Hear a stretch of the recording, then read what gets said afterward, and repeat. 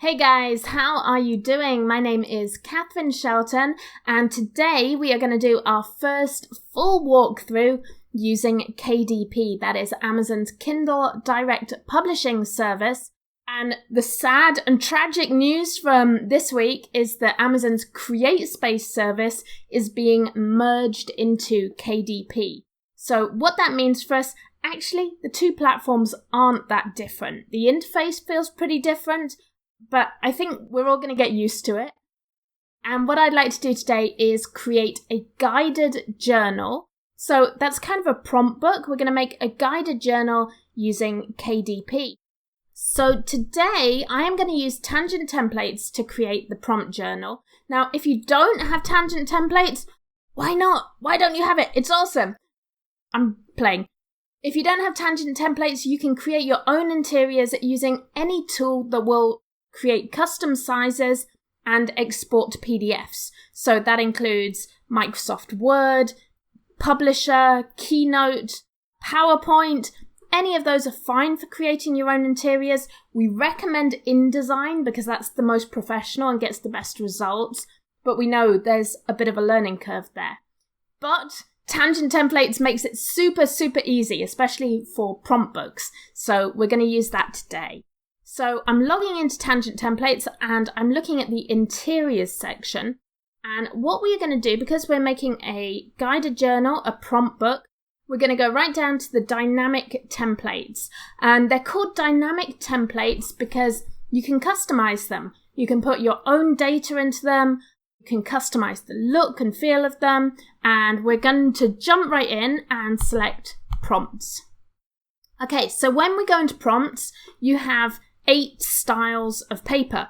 So this is really cool. You can give people prompts, and what prompts are, you may have seen if you go into a bookstore that there's often a lot of books that say 365 writing prompts or sketch prompts, and then the sketch prompts, things like draw a beautiful sunset or draw a castle or whatever it is. And the cool thing with prompt books is that you can create prompts for kids. So you can make like little kid books where they can write a story about set topics. You can make journals for adults, which is what we're going to do today. You can even do things like create like math problems that people can solve on these pages. So there's a lot of different ways to use these prompt papers. You can also put things that like inspirational quotes or biblical verses or anything like that. As long as it's in the public domain or you have the rights to use it, you can totally include that in your books. So we're going to jump in and select journal paper. So we scroll down and here are the options for your journal. So today I think we're going to choose a 7x10 journal. You can choose any trim size that KDP supports, and you can choose whatever font you want that suits the style of your book. So if you're doing something for kids, maybe you'd want to use something like Comic Sans or Poppins. If you want something that looks really sort of classy, Quicksand is a really nice choice. Architect's Daughter I really like because it's kind of fancy and has that handwriting feel. And of course you can make the font bigger, smaller, and you can even move it around, center, justify it, right align it, whatever you want to do with that. Now, you've got to create some prompts. So I have already prepared some prompts. And what I am working on right now is a book for birth workers. That is doulas, midwives, nurses, anyone that basically supports birthing women. And I know this is quite a big niche. I know we have several doulas in our own community. I actually trained as a doula for a while, so it's something that I know a little bit about. So what I've done is I've written down, I think I have about 30 prompts here. And for tangent templates, you just write your prompts and you separate them with a semicolon. So you can see at the end of each prompt, I have a semicolon. And these are actually ready for me to paste directly into tangent templates. Before I do that, I just want to give you a couple of tips on writing prompts. One thing I found that I think is really helpful is to have a clear niche. So for example, here I've picked birth work. I think that's a really cool niche to explore. So once you've picked your niche, you can find several different takes on it and maybe even different target audiences. So for example, I'm creating a birth journal for birth workers. I could also make one for women who are pregnant. And even within that, there are different takes on the niche. So for example, I could make a very practical journal for pregnant women. So it could have things like, what would you pack in your hospital bag, or what would you like to include in your birth plan? So you can include very practical things like that, or even have like a page for like counting contractions or something like that. Alternatively, you could do a very reflective journal, like what do you imagine when you think of your baby, or what kind of dreams are you having, or what do you think those mean? Like you can really go in whatever direction feels good for you. You can also intersect ideas, of course. So you can maybe do like a religious birth journal for women who are pregnant and have a particular religion. Like you could have a prayer journal for women who are pregnant. So there's lots of different directions you can go with your journal. Like really sort of think about putting some personality into it, putting some attitude into it, and making people feel that it really connects with them, because they're going to be spending quite a bit of time with their journal. So my approach here, and it's funny because it kind of came to me more as I was writing the prompts out, I thought about a doula's tool bag. So I put questions in with things like, identify 6 simple strategies you can call on to recenter when you feel stressed. Like, do you use essential oils during your work? If so, which are your go-tos? So I wanted to make it sort of somewhat practical, so that by the time the doula or midwife has filled this out, they can always go back and look at it and feel like they have something useful here. They have like their own set of resources or tools that they can go back and draw on. Like, what strategies can you offer a client to help her make decisions? So it really is about generating practical strategies. Now, I found this awesome article in the New York Times, and it has 650 prompts for narrative and personal writing. Whoa! Now, what I don't suggest you do is lift all these prompts and steal them and put them in your own journals. But what you can do is take a look at them and see how you would ask these questions within your niche. So, I mean, for example, what are your secret survival strategies? Like, that's wonderful for something like the journal I'm creating. I could ask a midwife, like, when a birth is going very slowly, what are your survival strategies for you and your team to get through this? So you can kind of adapt these kind of prompts and really browse through them and adapt them for your book. So that's kind of a good tip there for making a prompt journal. Cool. Okay, so we've talked about that enough. What I'm going to do is grab all my prompts. They're right here. And I'm just going to copy those, go back to Tangent Templates, and I'm going to scroll down to Prompt Data, and I'm going to paste them right in. And as soon as I click out of them, you can see it has generated 28 pages of prompts for me. So I'm really happy with that. Probably in an ideal world, I might do a few more prompts. I might do sort of 50 or so, even 100. It kind of depends on your niche. I mean, bear in mind, this is going to be quite a lot of writing for someone.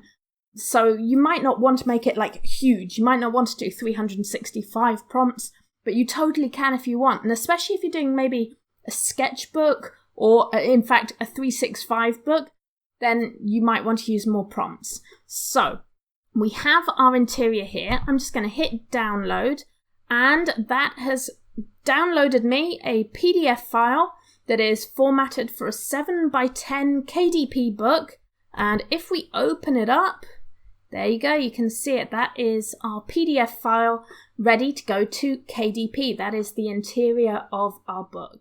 Okay, so let's jump right over to KDP. We've created our interior, so we're pretty much ready to go. We're going to sign in here, and the first thing you see is that you can create your new title. Now, bear in mind that Kindle is for both ebooks and paperbacks, but if you are doing books to write in, colouring books, notebooks, anything where people are going to write in, don't make an ebook because it's not really going to work. And Kindle don't want you doing that. They just want you to make paperbacks if you're making low content or blank books. So we're going to hit plus on the paperback and get started creating our book. Now, if you've used CreateSpace and you're coming over to Kindle from CreateSpace, I think you're going to find there's more in KDP that is familiar than there is that is different. Most of the information you're going to enter in here is just the same as you would do in CreateSpace. And in fact, there are some really nice things about KDP. So let's get started. The first thing we're going to set is our language. That's easy. We're sticking with English. And then we set up the book title for our book. Now, a couple of things here. With CreateSpace, I know quite a lot of us have put a lot of keywords into the title and subtitle. KDP don't want you doing that. You don't need to load up your title and subtitle with loads and loads of keywords. So what I would suggest here is just keep your title and subtitle natural. Don't sort of try and load it up with keywords. Just keep it a normal book title that you might see on the shelves of your bookstore. They also say that if a book has more than 60 characters in the title, people tend to skim over it as well. So they actually want titles that people are going to read. The good news with Kindle, it gives you a lot more space for keywords. So you really don't need to use the title and subtitle for keywords. You have plenty of space in the back end for those. So for my title, I'm going to call this the Birth Workers Toolbox. And in my subtitle, I'm going to call it a guided journal for your birth work journey. So a very simple title, subtitle. It's not part of a series, so we're going to leave that. And it's not a new edition of any existing books, so we can leave that blank as well. Now, we have to choose an author name or a pen name. Now, of course, you can use your own name. I don't particularly recommend it. Personally, I only use my name, my real name on things, if it's something that's like part of my own brand or part of something that's very important to me. If I'm just exploring a bunch of different niches that I don't really have any strong connection with personally or as a brand, then I will usually create a brand for that niche. So, for example, I could call this Birth Workers Essentials. So that would be a really simple brand name to use for my author name. Now, one thing is really, really important to bear in mind here. Amazon don't want you using the author name for keywords. Now, this gets a little bit tricky because the question is, well, what is a keyword? And we collectively as a community, as a group, are still kind of figuring that out. What we know is that a lot of adjectives get rejected, things like best or favorite or funny. Those kind of words tend to get rejected. We also know that generic words like girls, boys, Christmas, birthday, gift, any of those words in author name, again, tend to get rejected. And I think it's because these are the kind of words that are just spammy keywords that people figure everyone's looking for, and so they try and stuff them in author name.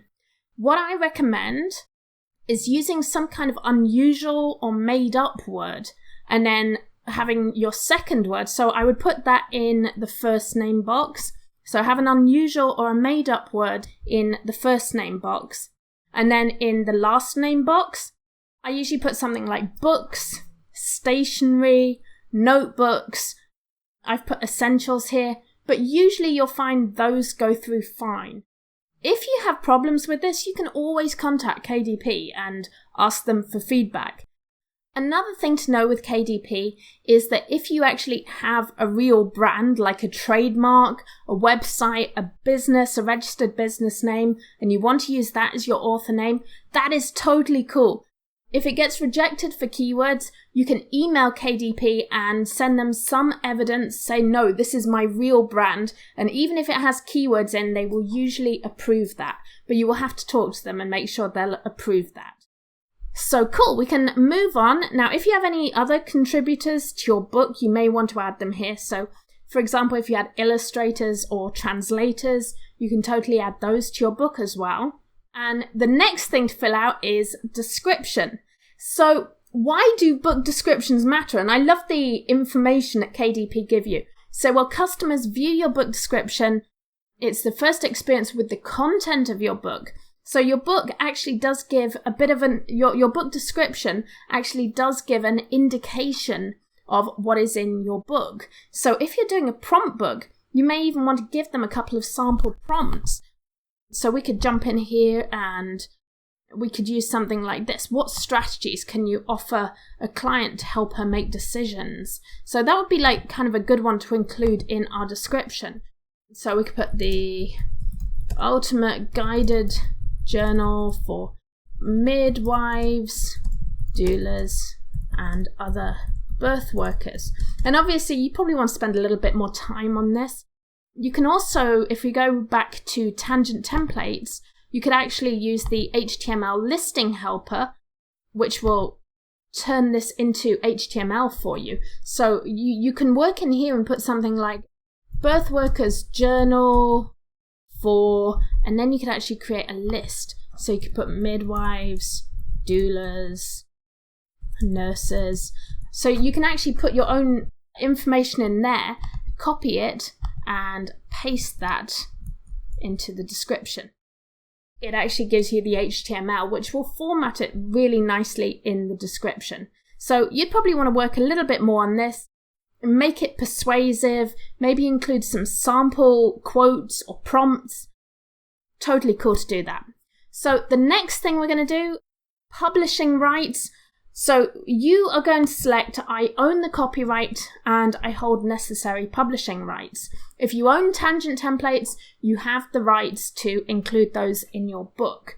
And of course, all your prompts are copyright to you. You own the prompts that you have created. You can also choose this is a public domain work. Now, KDP allows you to use public domain content as long as you differentiate it. Differentiation means that you add illustrations, you translate the work, or you include annotations. So there is more information in KDP on how many illustrations. I think it's like 10 illustrations you have to include, how much annotation you need to do.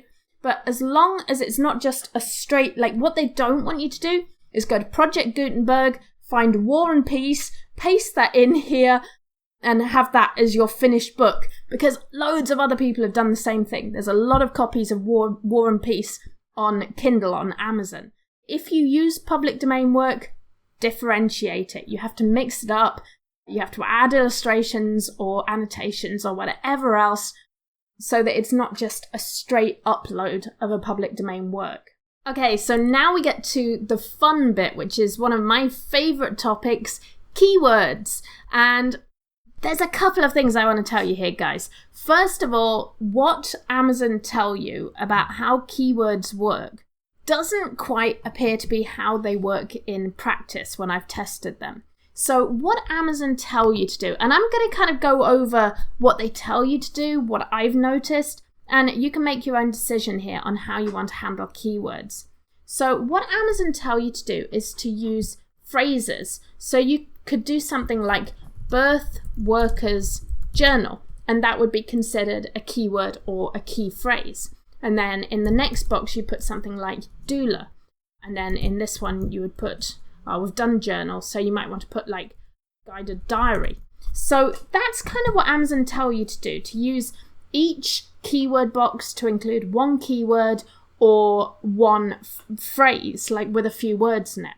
Now what I have noticed in practice, and I'm going to show you one of my books as an example. So this is one of our kanji books, a Japanese writing book, and these are actually the keywords that I used on the back end. And you can see I have used quite a lot of words here. And this is what I've noticed. So if we go to Amazon, this is actually my book. And one thing I want to say, ignore this title. This is a very spammy, that's the title, that's the subtitle. And I don't recommend doing this on KDP. This is actually a book I brought over from CreateSpace, so it has a very, very long title. Don't do that. There's no need to do that. But what I want to show you is that if we put in the ASIN or the ISBN number for this book, it finds this book. Now, I want to use one of these keywords to prove that Amazon is indexing this book with this keyword. So I'm going to use Romaji because that doesn't appear anywhere in the title of my book or anywhere else. So I'm going to look up Romaji with the ISBN number, and you can see it finds this book. Now, just to show you what happens if it doesn't index a keyword, I'm going to put in a random word like cupcake, and you can see it doesn't index for cupcake. So it's indexing for Romaji, not indexing for cupcake. Okay, so I'm going to take another word from here that's not in the title. So I'm going to take let's take penmanship.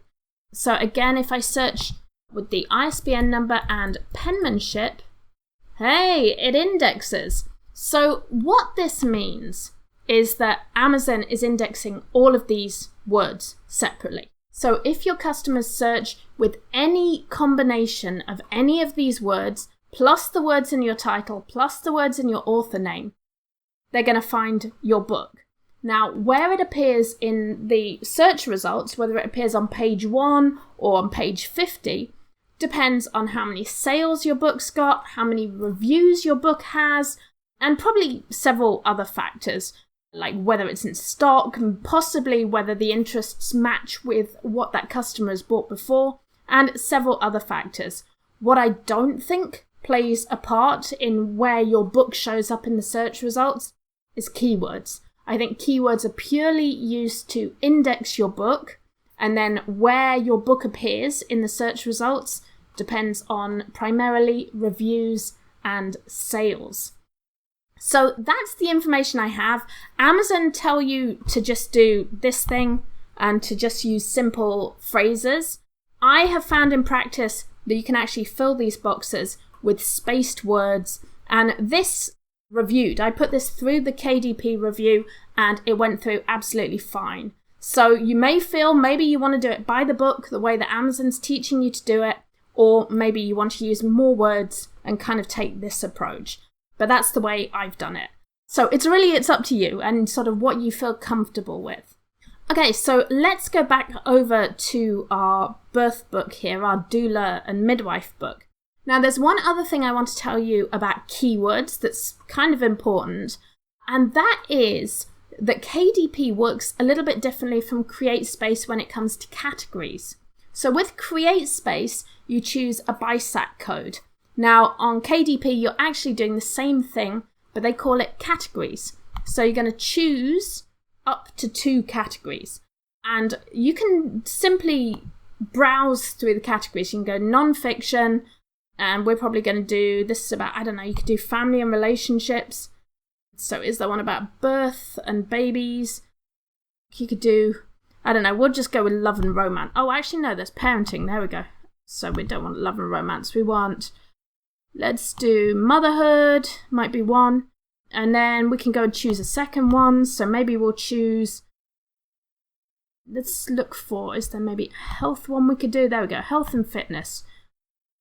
We'll just go with breastfeeding for now. So we've picked 2 categories there. Now, something that's really, really cool. Now, there is actually more to choosing categories for your book. There are more categories that don't show up here in the browse. So those categories are actually selected by keywords. And KDP give you a whole document here where you can click through to categories with keyword requirements. We're going to choose Amazon.com, and for this one we'll look at health, fitness and dieting. And what you can see is there are actually a whole bunch more subcategories. And here's an awesome tip if you are making journals or if you are making some kind of prompt book like this. You can actually use this to just find niches. Like you see this, there are a lot of niches and different ideas in here, like bipolar disorder, gluten-free diets, Atkins diet, there's a whole category for that, wheat-free, and so on. So you can actually find a lot of ideas here. You could create journals for all of these topics to support people. And the way this works is that you browse through and you pick a word. So I can't actually see one for childbirth here. So I'm going to go with, okay, let's say we want to include this in women's health menstruation. I would actually just copy that word, menstruation, and stick it over here in my keywords right there. So awesome! That would then include my book in that browse path, in that category. And remember, browse paths are just when you go to books on Amazon. I'm going to get rid of this and just look at books in general. These right here, this is the categories, the browse paths. Amazon say, think of it like books on a bookshelf in your library. These are basically the shelves in a library or in a bookstore. So choosing your categories for your books here in categories or by using keywords is what will get your books found.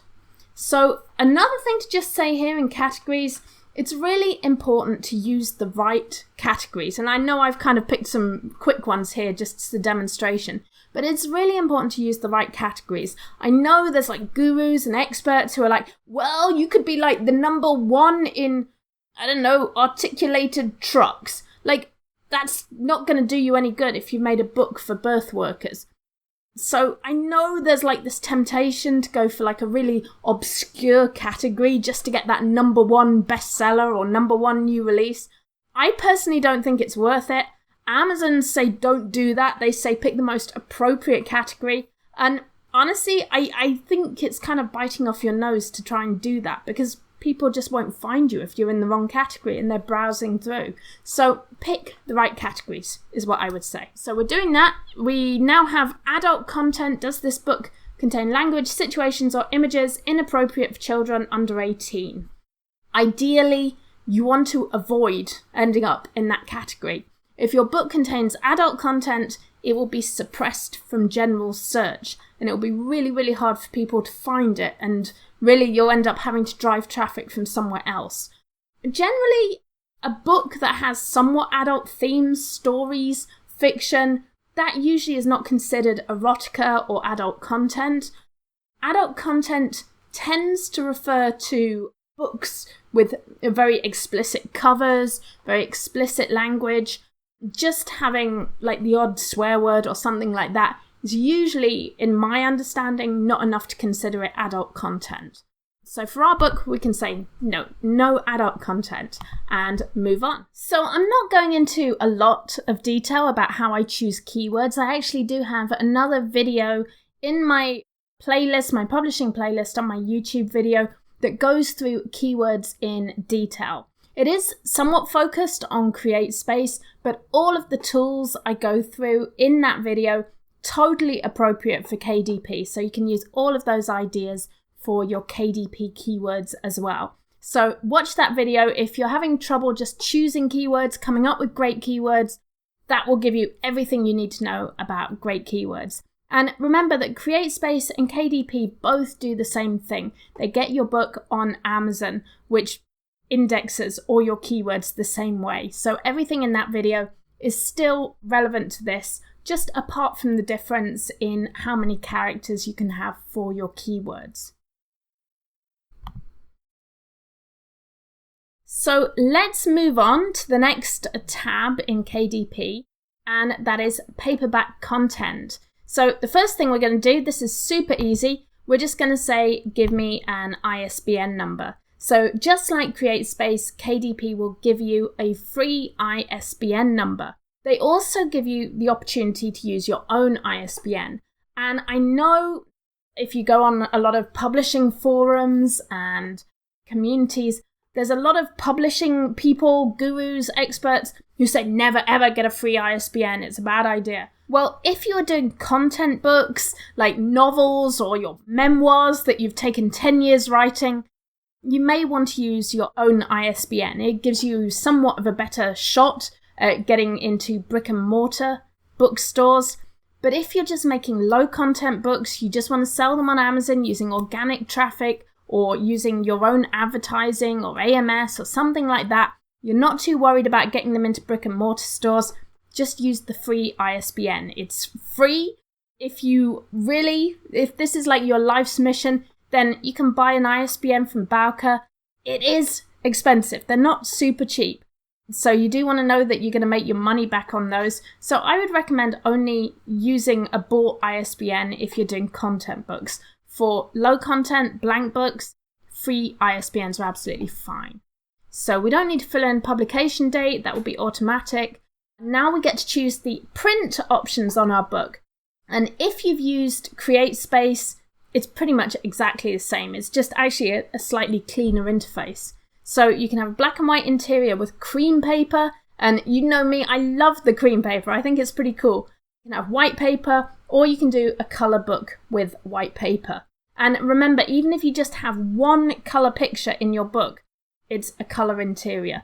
So Amazon don't really make any distinction between a book that has like rainbows printed on every page and a book that just has one colour page. If it has one colour page, it is a colour book. And one thing I'll say very quickly about colour books are actually fairly cost effective up to around 40 pages. After 40 pages, Amazon start charging you 7 cents per page, which adds up very, very quickly, because if you did another 100 pages, so it was 140 pages, that would be another $7 cost on your book. So I recommend, if you want to do colour, keep it very low page count. Keep it as close to 40 pages as you can. Otherwise, that cost is going to go up. If your book has more than 40 pages, 100 pages, something like that, stick with black and white. It's going to be a lot more cost effective for you. Okay, so our trim size, we already set this with Tangent Templates, is actually 7 by 10. So that matches what we set there in Tangent Templates. Now, if you are using Tangent Templates, they all have a bleed. We have created them all so that you just select bleed. If you are using your own files, your own interiors, then you need to select bleed if your design goes to the edge of the page. So particularly with lined paper, you would want to have a bleed on that. If your design, if your template is in the middle of the page, then you probably don't need a bleed space around that. But because I'm using Tangent Templates, I'm going to go with bleed. So the paperback cover finish, they give you 2 options for your cover. That's the glossy one. You can see it's super shiny. This is my friend Jordan's book. It's got a matte cover. So you can see that that's what the different styles look like. I like them both. What I would suggest, if you haven't ordered a KDP book or a CreateSpace book, because they're pretty much the same, if you haven't ordered a book before, I would recommend getting 2 books. And in one of them, give it a matte cover. In the other, give it a glossy cover. Use cream paper for one, use white paper for the other, and then you can really look at the books, feel them, decide for each of your projects you do what kind of style you want. I really love the matte cover and cream paper combination. I think that looks really, really nice for adult journals. For kids, for other books, you may want to go with the white paper. The white paper tends to be the default option, but I kind of have a thing for the cream. I like it. So let's move on, and now we get to the bit where we upload our interior. So here it is. We're going to upload the manuscript. This is the file that we downloaded from Tangent Templates, and we're just going to let that upload. Cool. So that was quick. It's uploaded the interior. So we are halfway there with our book. In fact, we're much further than halfway. We've done the keywords. We've set the ISBN, we've set the title, we've set the description, we've uploaded the interior. All that is left now is the cover. So you have 2 options, just as with CreateSpace, you have 2 options for your book cover. You can go with the Cover Creator tool, or you can use a print-ready PDF file. So in today's demonstration, we're going to use Cover Creator. So the KDP Cover Creator is different from the CreateSpace one. In some ways, it's actually quite a bit better. I kind of like it. So we're going to use that now. Isaac is going to do a video soon, in the next few days, weeks. I'd say probably in the next few days. He's going to make his own video that goes more in depth on covers and explains everything you need to know about them. For now, we're just going to use Cover Creator. We're going to make a simple cover for our book. So let's jump into Cover Creator with KDP. So the first thing you see, it gives you the choice of pulling images for your cover from your computer or from the image gallery that is built into the KDP cover creator. We're going to skip that for now because I just want to show you what the cover creator in KDP looks like. And you'll see if you've used CreateSpace, you can see it is already a big improvement on the CreateSpace templates, which, let's face it, looked a little bit dated. These ones, if you scroll through them, they actually look quite usable. So, for example, I think this looks pretty nice. It's kind of a nice design. These first two templates that we're looking at, these are pretty much the equivalent of the spruce here. You just upload an image on the front page. And the pine, this is a wraparound image that goes all the way across the book. So if you've used CreateSpace, this is pretty much the spruce. This one is pretty much the pine. I believe that Isaac's calling this the half cover and the full cover. So that's how he's been referring to these, because they don't have the cool tree names that CreateSpace covers have. So you can totally just choose one of these. And for example, what you can do is just select here and actually go and find an image in KDP's own image gallery. So if we like, we could do baby and literally look for pictures of a baby. We don't want a crying baby. There we go. That's a nice picture. So we can literally use this picture of a baby and just drag that up there a little bit. And that's pretty much our book already done. You can literally just do your journal cover this way using the pictures that are built into the KDP cover creator. Alternatively, we can do the standard Canva thing. So we can go into Canva, use custom dimensions, and in tangent templates now, Isaac has very helpfully created an option for KDP. So if you're using Canva, you want to make your book using KDP cover creator, what you can do, go to covers, go to cover helper, and you're going to select build your cover online with cover creator. We're going to choose our trim size, which is 7x10, hit continue. We'll scroll past the CreateSpace options. These are going to go away when CreateSpace does, and we will leave you just with the KDP options here. And what he said is these are the dimensions for using the half cover design and the full cover design. So we're just doing the half cover one. So if you wanted to make your cover in Canva, you're just going to paste this in. There's the width, there's height, make sure you're working in pixels. And remember, I already have a video up that is about designing covers in Canva. Everything in it will work for KDP. You just have to be aware that dimensions in KDP are slightly different. What we've found is that KDP is actually more tolerant than CreateSpace. If your dimensions are off, if your picture's slightly off, as long as it's over 300 dpi, it will generally accept it in the cover creator and you shouldn't experience any problems. So if you want to make your own cover in Canva, you can totally do it here. Just add in those dimensions, design your image, and you can import that into the half cover or the full cover template spaces in the KDP cover creator. So I'm going to get rid of all that text, and the way you get rid of the text is just literally to double click in it. Remember that with your books, just as with CreateSpace, you need the full title on either the cover or the spine of your book. Exactly as you wrote it in the listing for your book, you have to have the full title on your book. You don't have to have the subtitle, so that's some good news. You can only have text on the spine if your book is over 110 pages. If it's less than that, it usually will not let you put any text on the spine. So again, the title of your book, as it is written in the listing, must appear on either the front cover of your book or on the spine. And you will only have a spine with text if your book is over 110 pages. So if it's smaller than that, the title has to be on the front cover. So you notice the author photograph here. Actually, if I leave that alone, it will disappear in the preview. Last thing I want to do is change the colors. So you can choose the colors of your book. This is kind of fun to just experiment with. Choose a color scheme that you're happy with. Of course, you can change the back cover as well. So you might find if you're using one of these pre-made covers that it starts wanting you to use all the placeholder space.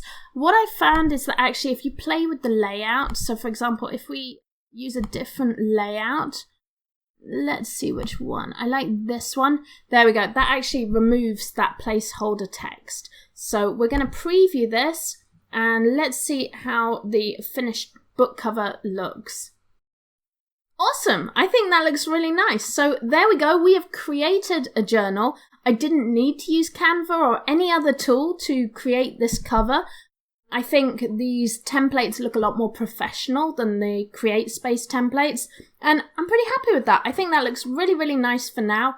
Of course, you can use all your own pictures, all your own images. You just have more options now. So I'm going to save that and submit.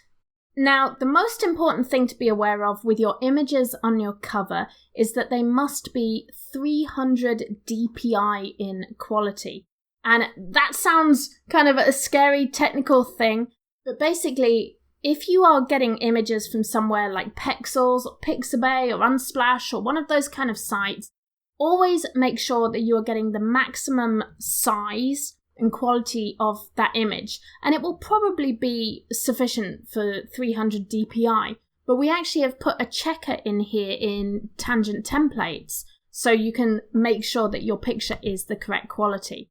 So it's called DPI Calculator. If you have Tangent Templates, you can find it under More Tools, and what it does, if you go to Image Reader, you can upload an image. So I'm just going to use this picture that I have on my computer.